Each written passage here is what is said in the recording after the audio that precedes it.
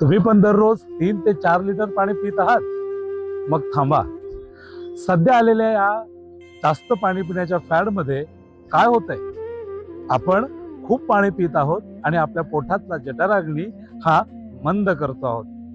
जरा विचार करा ना, जर का जास्त पाणी पिण्याचा नियम हा चांगला असता तर एक प्रयत्न करून बघा. पीठ घ्या आणि पीठ मळताना त्याच्यात जास्त पाणी टाका आणि बघा त्याचा कणिक मळता येतोय का. किंवा तांदळाचा ज्यावेळेला आपण भात करतोय त्या तांदळात टाका ना जास्त पाणी आणि बघा त्याचा भात होतोय की पेज. ज्या पद्धतीने निसर्गामध्ये हा नियम लागू होत नाही, आपलं शरीर काय वेगळं आहे. पिंडी ते ब्रह्मांडी. त्यामुळे शरीरामध्ये जिथे अति सर्वत्र वर्जते असं म्हटलेलं आहे.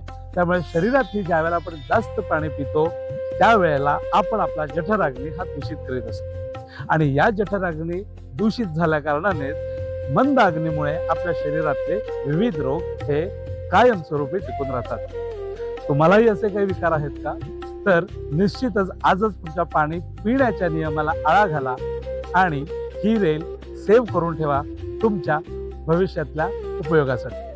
मी आपला वैद्य मित्र डॉक्टर तेजस लोखंडे. धन्यवाद.